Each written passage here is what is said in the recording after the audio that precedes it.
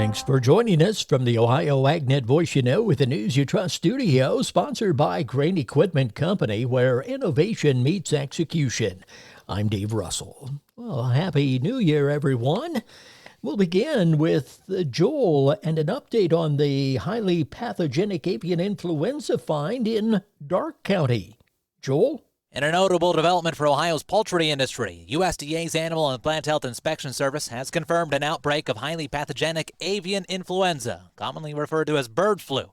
That happened at a commercial laying facility in Darke County, we're told. Detected on December 27th, it's affected just under 1 million laying hens. State officials have initiated quarantine measures and in the process of depopulating the affected flock to prevent further spread of the disease. Now, keep in mind, the Ohio Department of Agriculture emphasizing that the incident poses no risk to public health and poultry products remain safe for consumption when properly cooked. The exact location not identified by ODA, as it does not do so for active cases. The Ohio Department of Agriculture actively urging all poultry owners, including those with backyard flocks, to enhance biosecurity measures. This the only commercial incident of bird flu in 2024 in Ohio. There was also a case of HPAI found in a Wood County dairy herd with cows that had recently been moved in from Texas. More at ohioagnet.com. I'm Joel Norwood reporting.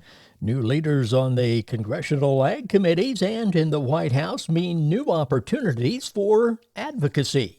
Chad Smith has more. Election 2024 is behind us, and some new faces are taking over leadership on the House and Senate Ag Committees. Sam Kiefer, Vice President of Public Policy for the American Farm Bureau Federation, says the 4 leaders of the committees have a wealth of experience. The House Ag Committee chairman is Glenn G.T. Thompson from Pennsylvania. He's well-established. New ranking committee member Angie Craig from Minnesota. New, but not inexperienced. On the Senate side, John Bozeman from Arkansas takes over as the committee chairman. He's been serving as the leading Republican for a while. And joining him from the other side of the aisle is Senator Amy Klobuchar from the Democrats. Again, new to her post, not new to Congress, not new to the Ag Committee. Once the new Congress is sworn in on January 3rd, they've got to get to work right away. They need to get back to the business of doing a farm bill. We've been kicking the can down the road for the better part of 2 years.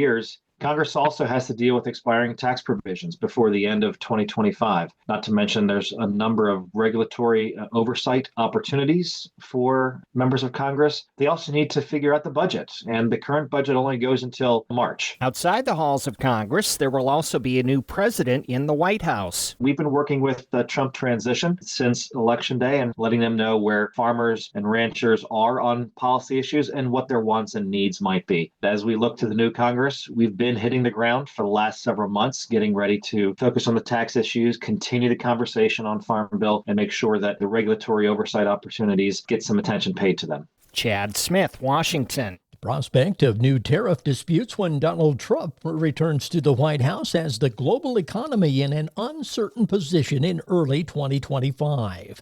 Farm Policy News says ongoing geopolitical tensions and continuing climate challenges will significantly impact agricultural trade and producer profitability during the year. The outlook for the U.S. rural economy is also uncertain. The majority of agricultural economists in the latest monthly monitor say U.S. ag ended 2024 in a recession. Farm Journal's AgWeb.com says 56% of ag economists responded yes to the question of a recession. The newest monthly monitor asks economists what they'll be watching for in the new year. One of the biggest is the potential of a prospective tariff war, which they say is being downplayed despite published research measuring the expected damage range. The markets are next. 4.8 million. That's the number of acres of soybeans planted in Ohio, making it the state's largest crop. Hi, this is Dusty Sonnenberg, host of the Ohio Field Leader Podcast, a production of the Ohio Soybean Council and Soybean Checkoff. Join me as I visit with agricultural leaders and researchers to discuss soybean production, best management practices, precision ag technology, and environmental and water quality topics. Listen wherever you get your podcast, the Ohio Field Leader Podcast.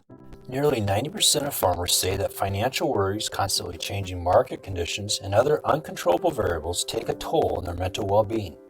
Add in the weather and family dynamics, well, it's a lot to handle alone.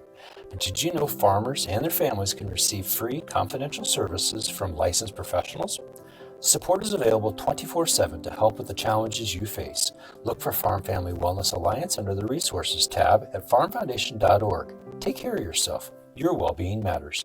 The market's brought to you by Seed Consultants. Simply better performance online at seedconsultants.com. March corn, 458 3/4, up 6 1/4. May corn, 466 1/4, up 5 3/4. January beans, 998 1/4, up 16 1/4. March soybeans ended 2024 at $10.10, up 18 3/4. July wheat, 569, up 2 3/4. At the Mercantile Exchange, February cattle 191.60, up $1.30. February hogs 81.30, down 32 cents. March feeder cattle 262.97, up $1.92. This is the Ohio AgNet.